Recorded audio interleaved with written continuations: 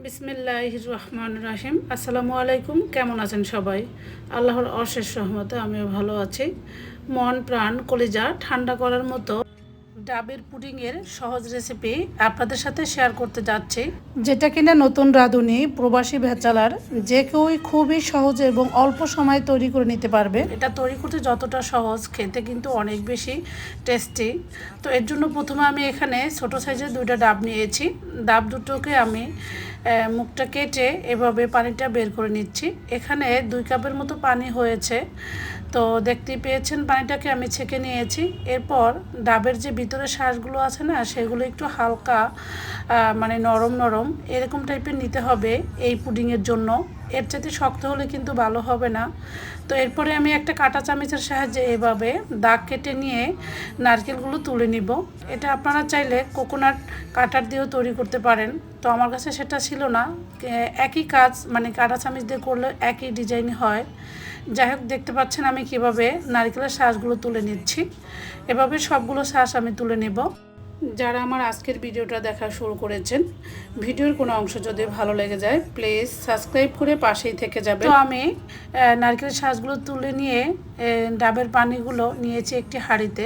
এখানে একটু চিনি দিয়েছি, মানে 3 টেবিল চামচের মতো, আর দিয়েছি 1 টেবিল চামচের চেয়ে একটু বেশি agar agar powder. Agar agar powder যে কোনো তরল পদার্থ জমাট বাঁধতে সাহায্য করে। তো এগুলো আমি চুলার জাল ধরিয়ে দেওয়ার আগেই ভালো করে মিশিয়ে নিয়েছি, কারণ গরম হলে কিন্তু এগুলো দলা ফেঁকে যাবে। আগে থেকেই আগার আগার পাউডারটা খুব ভালো করে পানির সাথে মিশিয়ে নিতে হবে।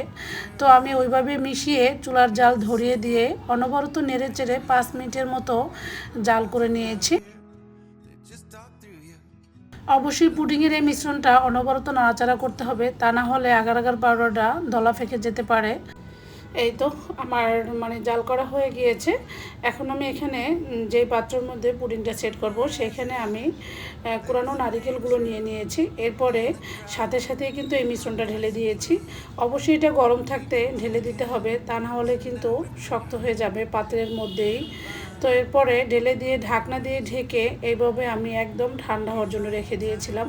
যখন পুরোপুরি ঠান্ডা হয়ে গিয়েছে, এরপর আমি নর্মাল ফ্রিজে রেখেছি একদম আরও বেশি ঠান্ডা করার জন্য।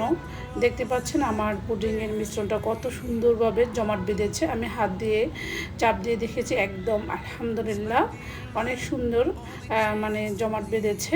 যাক, এরপরে আমি পুডিংটা আনমোল্ড করে নিচ্ছি। দেখতে পাচ্ছেন উপরের অংশটা মানে নারকেল দেখতেই পাওয়া যায় না। এরপরে আমি আবারও পুডিংটা মানে পুডিংয়ের বাটির মুখে নিয়ে উঠে দিয়েছি। দেখতে পাচ্ছেন এখন পুডিংয়ের উপরে নারকেলের পল্লেপটা দেখতে কত বেশি সুন্দর লাগছে, আর খেতে ছিল জাস্ট অসাধারণ। কাটা শেষ করতে না করতে আমার ছেলেরা তো এখানে বসেই সবটুকু খেয়ে ফেলেছে। তাদের এতটাই পছন্দ। আগার আগার পাউডারের পরিমাণটা যদি ঠিক থাকে তাহলে কিন্তু সবার পুডিংই পারফেক্টলি জমবে। এই তো পুডিংটা আমি কেটে সার্ভ করে নিচ্ছি। দেখতে পাচ্ছেন একদম পারফেক্টলি হয়েছে, আর খেতে আর কি বলবো, কতটাই কলিজা ঠান্ডা করার মতো এই ডাবের পুডিংটা ছিল। তো আমিও সাথে সাথে একটু খেয়ে দেখাচ্ছি। আশা করি আমার আজকের ভিডিও ভালো লেগেছে। সবাই ভালো থাকবেন। আল্লাহ হাফেজ।